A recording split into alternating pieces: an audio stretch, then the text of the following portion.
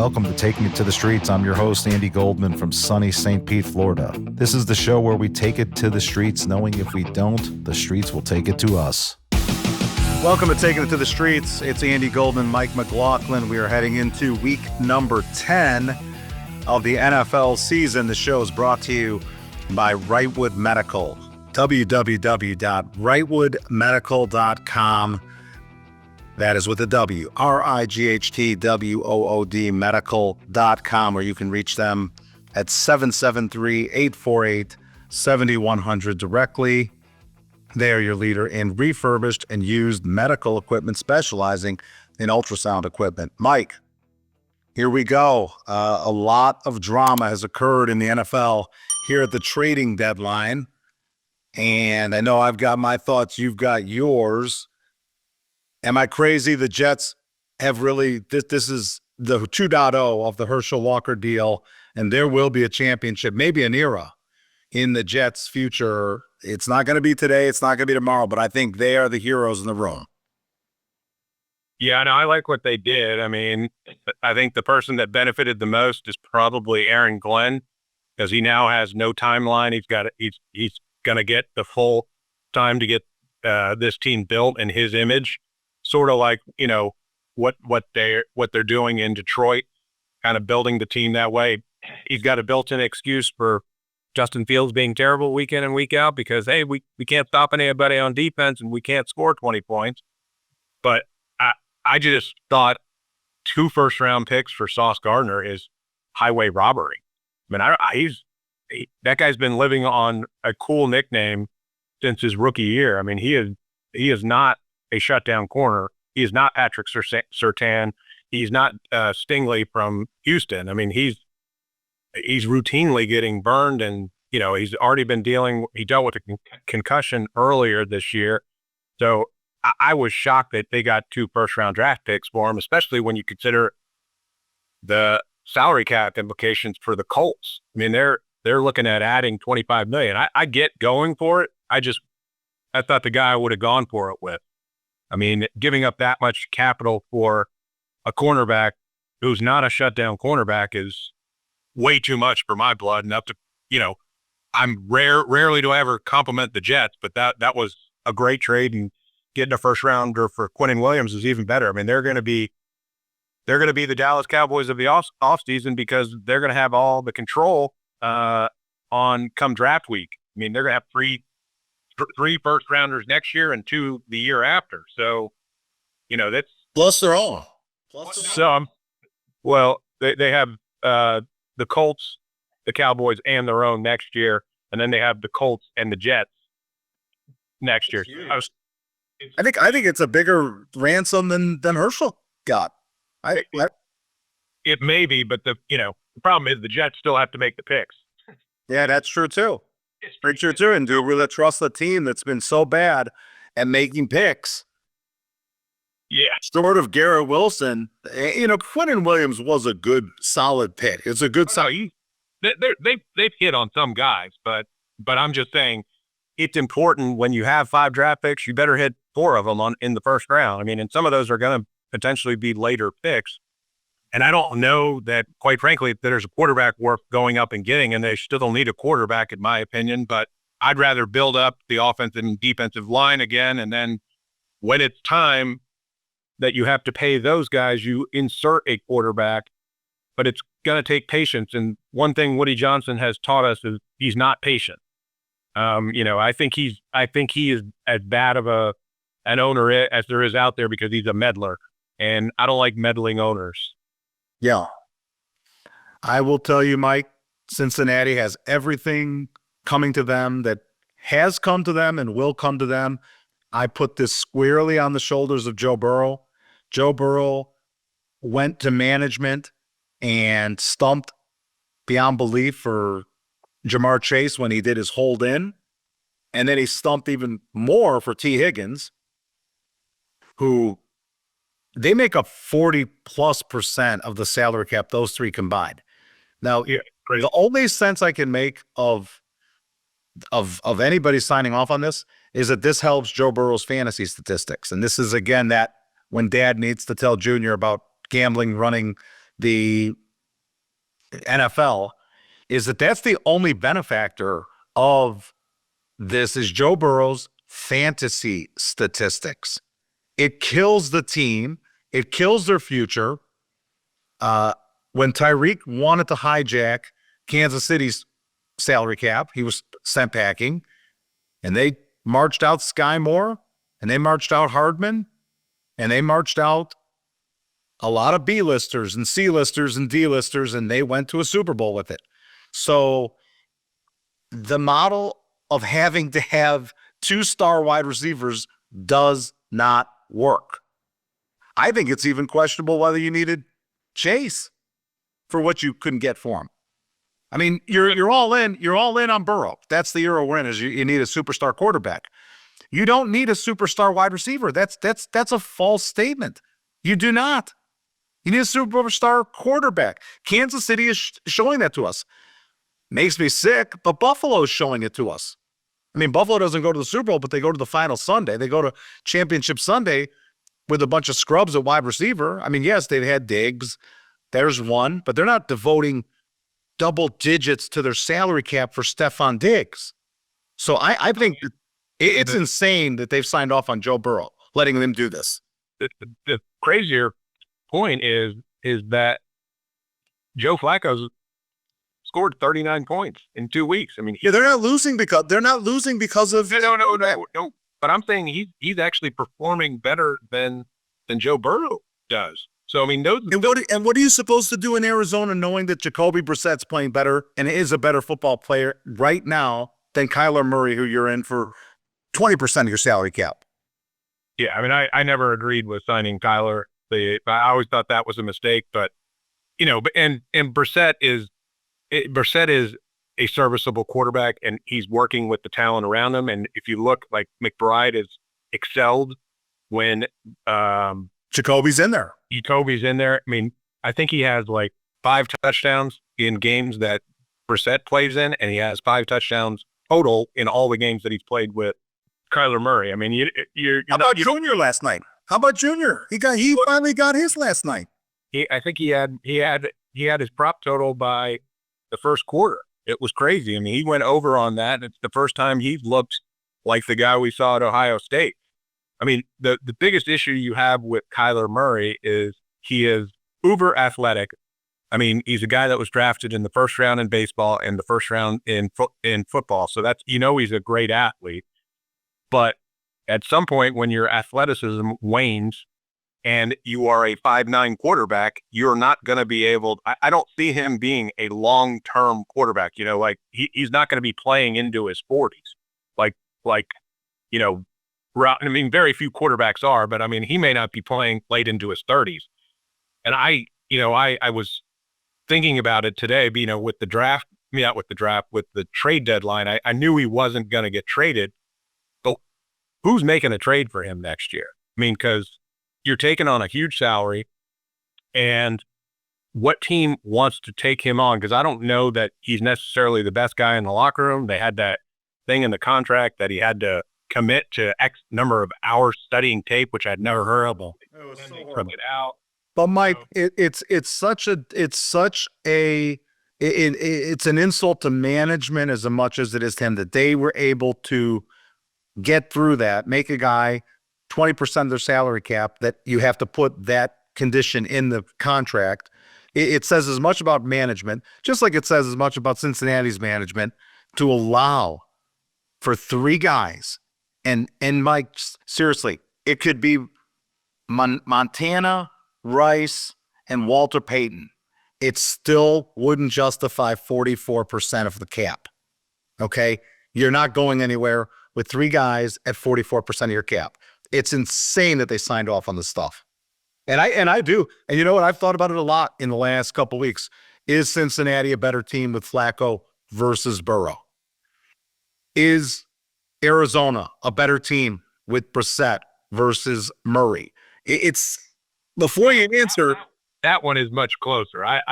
Burrow when he's on is very good, but Flacco is playing great right now. But I'm talking about what it occupies on your salary cap. When you factor that in, is it worth it? T. Higgins never should have been on the team. They should have traded him last year. They should have recognized and replaced him with a guy that Burrow should elevate. So yeah, I agree. I mean, and look, it's nice to have those weapons, but not at the cost of losing 2 games in a row where you scored 39 plus points. Correct. It's nice for you. It's nice for you, Joe Burrow. It's nice for you to have your fantasy stats get exacerbated because you have Chase Brown, who's very solid, and 2 stud wide receivers. It's nice for you, but Sunday was an abomination. They've got nothing. When you've got 3 guys in that play on Loveland, on the Bears, first off, the game should have been over. What are the Bears doing marching the field with 30 seconds to go for a touchdown on the road? The Bears should have never let him in either. I mean, you can't give up 15 points in 3 seconds. Yeah. I mean, it's, obviously. That's a terrible team.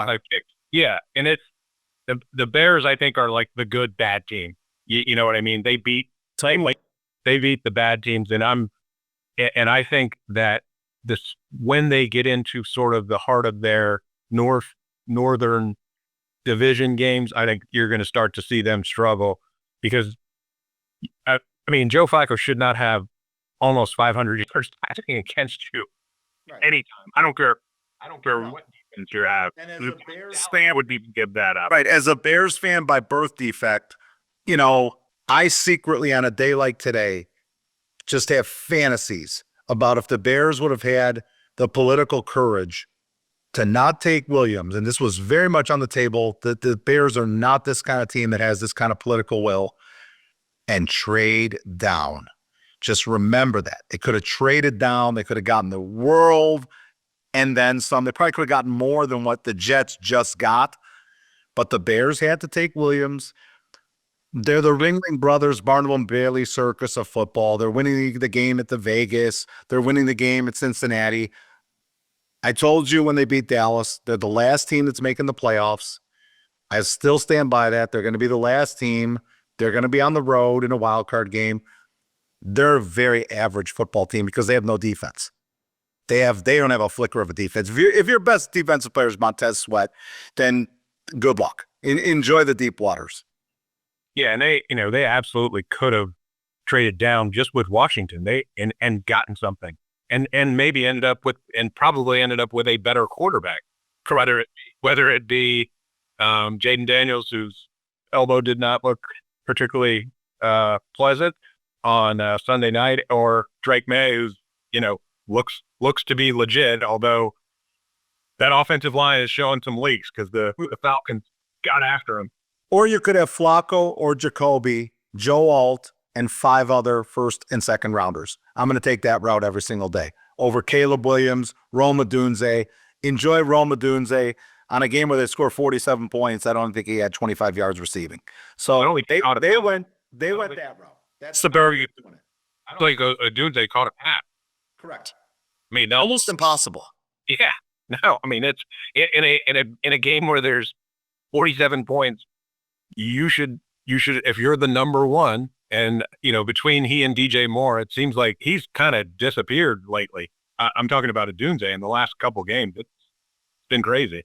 And before we move on, I think we're getting also to that part of the road, Mike, where there has to be an adjustment made on salary for the kicker. We're in a different era now. This is not you can pick up a kicker on the taxi squad or the waiver wire year anymore. This is the golden age of kicking. There are some guys that can flat out bring it kicking now in today's NFL you could name, Ralph Benershka and Jan Stenerud, some great kickers that when we grew up. They're not in the same moon as Aubrey, Justin Tucker was. These are game changers. Little being able to make a 68-yarder with 5 yards left on it. That's a serious kicker. I don't know how to price it. But I just think going forward, if you're a real football team and you're serious about your future, you've got a real kicker. You can't march out Michael Badgley if you're serious about your football team. It'll be interesting because I know Aubrey is a free agent that year, and I wonder if Dallas even contemplated potentially trading him because the amount of money he's value. He's got real value. And, Dallas making that trade today didn't make any sense to me. I mean, that's just Jerry Jones staying in the news. I mean, there's 3-4. They're not going anywhere. And I get if you're saying it's a long-term decision, but giving up a first-round draft pick for a defensive tackle when you're 3-4 and their offense abandoned them last night. I mean, they were. Well, but think about it, Mike. The currency, I don't mind the deal for Dallas for Williams because the currency they're going to go probably 7-10 this year. That's probably what they go. So that means they're probably 18th to 21st in the draft. It's not like they gave them a high first round pick to get Williams, and Williams is still on the younger side. So I like the move, putting him with Kenny. If you're 7-10, you're not making the playoffs. So why am I giving up? And that's not, I don't know which draft pick they gave up, whether it was the Packers one or if it was, I would hope it was the Packers pick. I didn't see which. I didn't see it because although who the hell knows what you're getting with the Packers every week. I mean, that team is, you talk about a team that disappoints. I mean, Carolina, I should not be allowed to talk about Carolina because I seem to help them anytime I talk about them. Like I picked them to lose in our Bulls pick, and I was like, there's no way they're going to be able to do this, and this is going to be Jordan Love's coming out party. And if it was his coming out party, he may want to go back in because he's not done. And I think that the Packers, they lost Kraft. I can't figure out what Carolina does well, because you talk about signing Kyler Murray, to that 20% of your salary cap. I would be staying up late at night worrying about what I'm doing with Bryce Young, because he had 102 yards passing in that game on Sunday and threw a bad interception. And I just don't know that he is the long-term answer, but they certainly seem to be, they're winning despite him. I don't think they're winning because of him. No question, but I'm a Carolina guy. I'm a Carolina backer, and I link these two together because we've kind of butted heads on this topic about, did the Broncos win the game? Did the Giants lose the game? I think that continues to be vindicated in the Broncos' favor. Last week they win deep into the fourth quarter on the road at Houston. They won in the fourth quarter at Philly. They have this mammoth fourth quarter rebound against the Giants. I think we need to give the Broncos the credit. Now, as it relates to Carolina, that offensive line is unbelievable. They made Chuba Hubbard look like Walter Payton a year ago. Okay? This year, if you didn't think it was for real and you actually thought that Chuba was part of that, they're making Rico Dowdle look like Earl Campbell. Okay? So they've put their money in the right spot with that offensive line, and that is keeping them in games. It puts them in a weird spot because they seem like the perfect team to go with a Flacco or a Jacoby Brissett, cut Bryce Young loose while he's still got a little bit of value, because it might, with that offensive line. I didn't watch the game against Buffalo where they got blown out. Obviously, they can run the ball. If they're down 21-0 in the first half, then that's the thing. They can't run the ball anymore, so that whole strategy goes out the window. But if they're in it like they were against Green Bay the whole game, then they're the kind of team that if they're down 10, it might as well be down 25. Right. You know what I mean? Right. But if they can do what like they did on Sunday and just stay close with the team, they're pulling games out. I'm not, like I said, I denigrate the Panthers enough on this. Like they're going to be able to get him. If you win 5 games in this league with the quarterback play that they've gotten, then they're doing something right. But Mitch Trubisky, remember this. When Mitch Trubisky went to the Pro Bowl, people besmirch it because it was the COVID era. That's fine. Went to a Pro Bowl with the Bears and with Nagy. Took them to the playoffs. I think they won 10, 11 games twice under him, under Trubisky with the Bears. It's a much better resume than Bryce has with Carolina. And the Bears had no problem getting rid of him. Bears had no problem getting rid of Fields either. Fields' resume with Chicago was a bit more like Bryce Young's. My point is, you're getting to the end of that rookie deal with Bryce Young. I would unequivocally cut him loose. Then this is a no blink. Fields with Chicago and Trubisky with Chicago were hard decisions. Those guys actually did well. Bryce Young, gone. Bye-bye. Yeah, you at least give him the 5th year and you see what you've got. But I would be looking to develop in-house because I don't think there's much of a market for him. Is what the problem is. I think. But look what the Bears. That's when the Bears showed some political courage, because there was no market, if you remember, for Fields. They gave him away for nothing, but it was fine. They cut bait. They got out of having to re-up for him in the second deal, which they wanted nothing to do with. I think that's where Carolina's going to be with Bryce Young. They're going to have some courage that, yes, you traded up with Chicago. You made this big deal for Bryce Young. He's just not worth the second deal. The second deal is obviously we get paid in the NFL.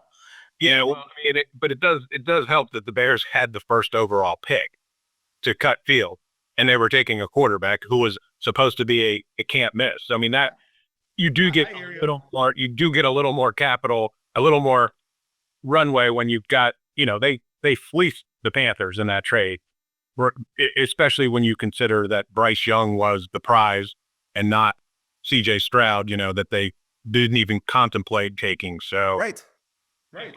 Just like the Bears didn't contemplate taking any of the other quarterbacks, which should get the GM fired, Poles fired. There should always be what is that? Remember watching a movie, the zombie World War Z, and they said there's a panel of 10 people, and 9 of them, if all 9 agree, there has to be one outlier, and the one outlier is the one that you have to listen to, and you got to consider all options. That should be in every GM room. Well, I'd be willing to bet anybody that the Jets get to a Super Bowl quicker than the Bengals do, because there's some talent that's coming to the Jets. And I understand their pedigree doesn't point to them being able to handle the specifics of the football scouting that's going to be required moving forward. They have to make a decision on Arch Manning. He's an elephant in the room. I mean, I'm just saying, I know he's not playing. I'm laughing because if he's an elephant, then I must be a whale. Because right now, Arch's stock is he's not coming out, but he's 26 if he keeps improving. I'm not an Arch guy, right? I'm not either, but I'm just saying I don't know that there's anything that he was supposed to be. I'm just throwing one guy. No, I get it. And they're going to get a look at him. And they're going to have the capital to go get him. Right. This episode of Taking It to the Streets is brought to you by Wrightwood Medical, the leader in used and refurbished medical equipment. Wrightwood specializes in ultrasound equipment, but can also be your vendor of choice when sourcing lower cost alternatives for your operating room suites, scanning the entire medical spectrum. From single physician offices to larger hospitals, Wrightwood is the lower cost solution for your everyday medical equipment needs, and all of Wrightwood's equipment comes with warranty. You can reach Wrightwood directly at www.wrightwoodmedical.com. That is with a W, WRIGHTWOOD medical, or 773-848-7100. Again, 773-848-7100. If it's used medical equipment, it's Wrightwood Medical.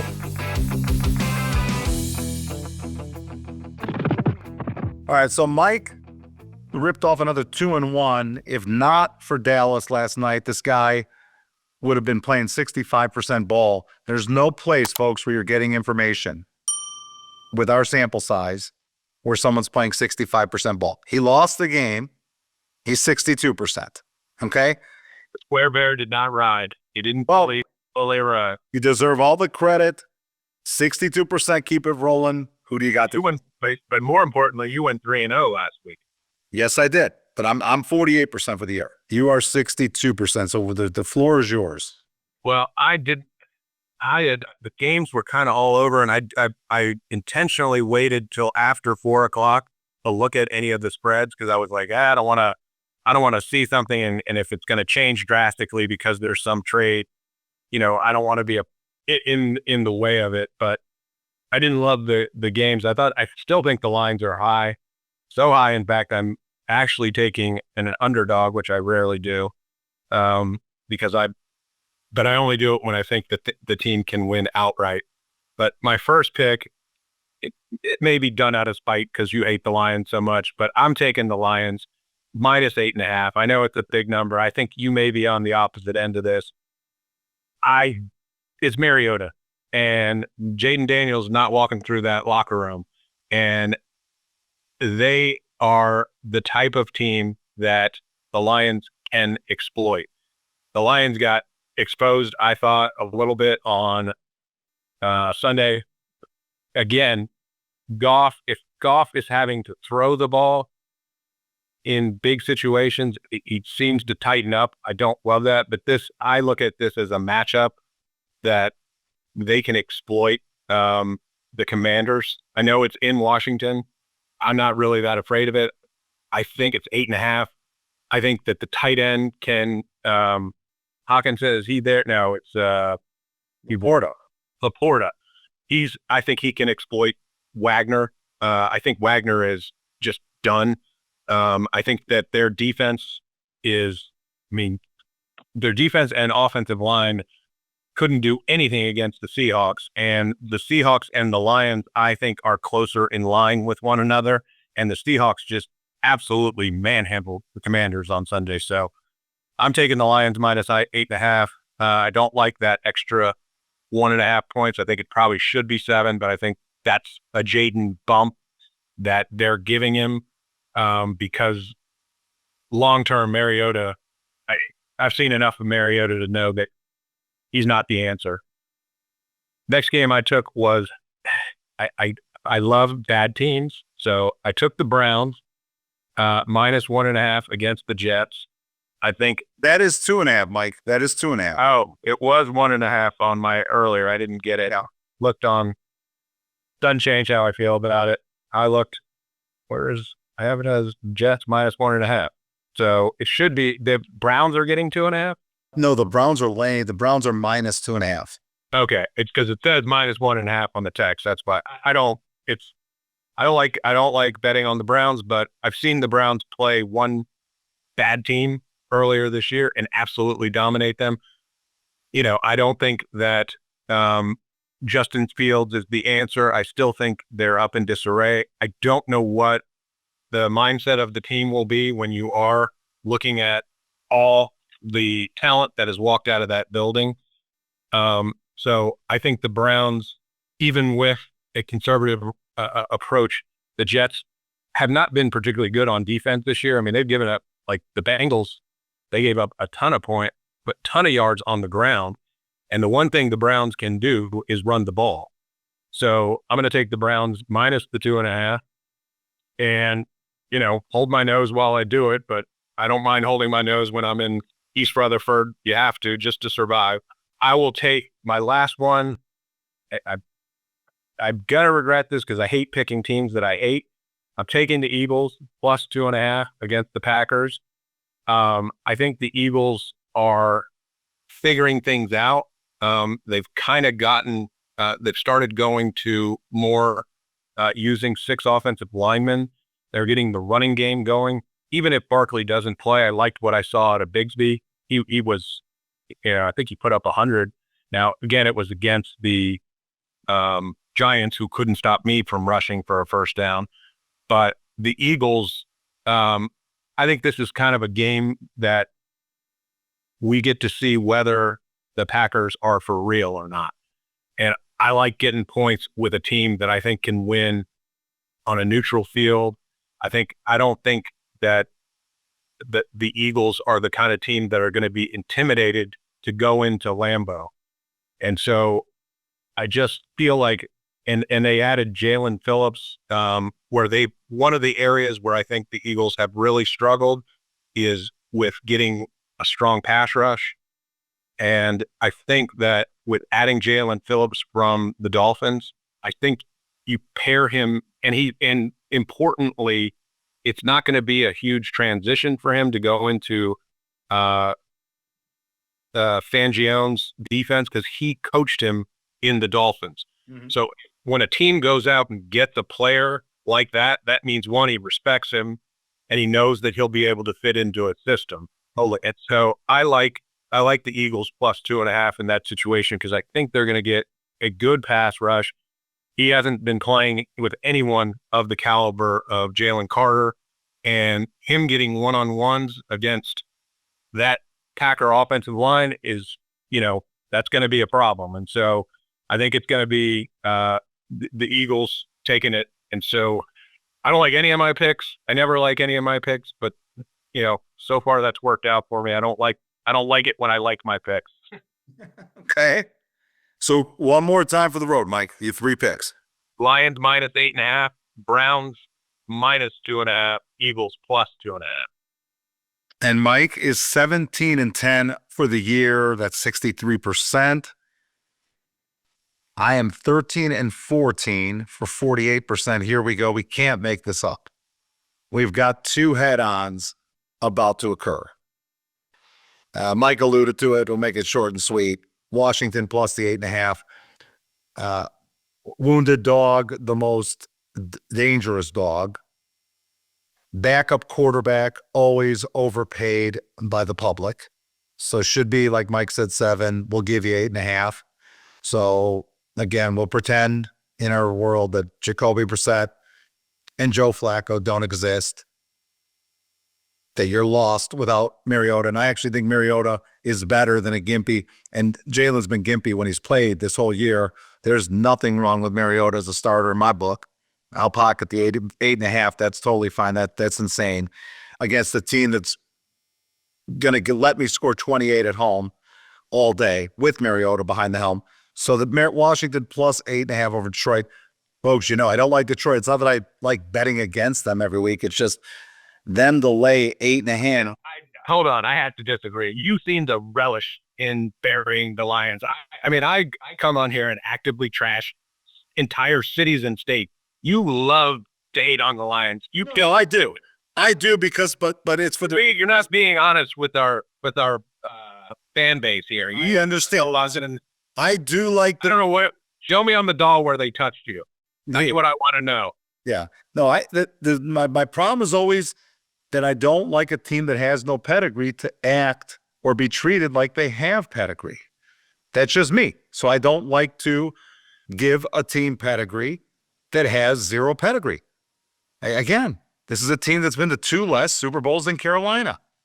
So I am not going to treat them as a team that deserves an, Dan Campbell's real gimmicky. His claim to fame is going for it on 4th down. That's who he is as a coach. That's on his epitaph. It's not like this is Lombardi or this is Don Shula. This is I'm the one guy that realized that I don't want to give up 25% of my opportunity cost by punting the ball. I digress. Washington plus 8.5 over Detroit. The second one, the Jets were -2, -2.5 before the Williams and the Sauce Gardner deal. You yourself said Sauce Gardner's not a huge loss of talent for that team. Quinn and Williams, what? They're scared that Quinshon Judkins is going to run wild on them? When does it become right for Cleveland to be a road favorite? Even if it was against Missouri. That's a book play. They should never be a road favorite. They are now, and 2.5 is a key number in the NFL, as I've explained to you, Mike, with the advent of the 2-point conversion and the 33-yard extra point. 2.5 is a proven key number. Sorry, I'm on the Jets plus 2.5. You've explained it to me several times. I still just ignore it. Okay. Well, some of us don't ignore it. Some of us don't ignore it. The Jets plus 2.5. And the last one. Oh, why wouldn't you go Packers just to make it interesting? I'm kidding. I don't want you to influence your pick. The last one is Atlanta plus the 6.5 over Indy. Once again, this is the media getting involved with Joe Square and letting Joe Square believe that Indianapolis has gotten monumentally better overnight to the point where they're going to lay a key number winner, 6.5, not 6, with Atlanta, with the backup quarterback. Or is Penix going to go, or is this Kurt? What are we? He's still going. That'll do it. Go. Okay. It's Tuesday, but he's expected to go. Okay. I get the number with you on that one, that it's a big number. It's just like Atlanta. You don't know what you're getting one week after the next. You don't, but you saw they play great when they play good teams. They play great against New England. They beat Buffalo like a drum. Here they go against Indy. It's a kind of the spot. I know Indy comes off the loss. That I don't like. What I do like going back to Washington is when a proud franchise, and that is definitely Washington, gets embarrassed like they did against Seattle, the start after they usually do bounce to the good. So it's a terrible spot for Detroit because I do look for the Commanders to be able to, and am I crazy? Mike, Mariota has not been that bad when he's been a starter this year. It's not like he's been a bum out there. It's not like he's been Andy Dalton. I mean, he's been serviceable. Just the more you see of Mariota, the less you'll like of Mariota. That's and I will stand on that prospect. And I think I was worried about them getting knocked out, but I liked the fact that Detroit got embarrassed by the Vikings. That wasn't getting embarrassed, Mike. Then Washington truly got embarrassed. Detroit just lost the game to a nice team. Cannot read Minnesota, Mike. They're a weird team in this NFL. Denver's a weird team in this NFL. I cannot read them. I hate how Denver always has to take it to the fourth quarter. I love how they come out with the victory. That's about coaching. That's about character. So just something in my gut says Denver's wrong. And I'll tell you a team that's going to be sneaky if they can just get away into the playoffs is Houston. Houston, to me, is also an elephant in the room because Vegas keeps making them a favorite of 1.5, 1, 2 against decent teams. They love their defense, and they scare me a lot more if they get in the playoffs than Denver does. Yeah, their defense is better than Denver's for sure, but their offensive line, I mean, it's just trash, and it's crazy that they went into the year with that, replacing guys from bad teams and saying, "Oh, that'll fix it," just fixing the OC. They need offensive line. They need to be drafting offensive line over and over and over until they get it right, just like Cincinnati. I seem to like Houston. Houston's a team that I really do like coming out of the AFC. I just think they could be so dangerous with that defense in the postseason. Who knows if they make the playoffs? I'm saying if they make the playoffs. It's getting late early for Houston because I think, what do they have, 3 wins? Yeah. So is Baltimore, right? Yeah, but Baltimore's got a cake schedule, and they've got – and C.J. Stroud's almost definitely not playing this week, but he got concussed in that game. Yeah, and that's where it gets dicey for Houston. Yeah. In the NFC, any thoughts before we go? I mean, is there a team that intrigues you that at this point of the – I mean – I'm very worried as a Bucs fan. They've got 3 ridiculous games coming up. And this is maybe the easiest one they have. They play, and it's not an easy game. They're playing New England at home. Then I think they play either the Rams or Buffalo. I'm not sure which order. So if they can come out of that 2-1, then I will start believing in them a little more. I'm worried that we could see them go 1-2 or 0-3 in those games. So I don't, I still think I would take the Eagles to win it. Or the Rams. I do like the way the Rams are playing. Their defense I think is very underrated. They got a great defensive line. And if you can get Stafford throwing the ball to Nakua and Adams like he's been doing, they can play with anybody. Yeah. How about you? Yeah. We both know we don't like the Bears. I think the Bears are going to struggle to get the 9. Because I look at their schedule. And Vegas had them at 8.5. This is a game, they got to win this game on Sunday against the Giants. And I looked at not going to be easy. And I just don't trust them to go. Mike, this one weekend is not going to be easy for them. No, and it'll be interesting to see. Definitely. All right, everybody. We will see you next week here on Taking It to the Streets.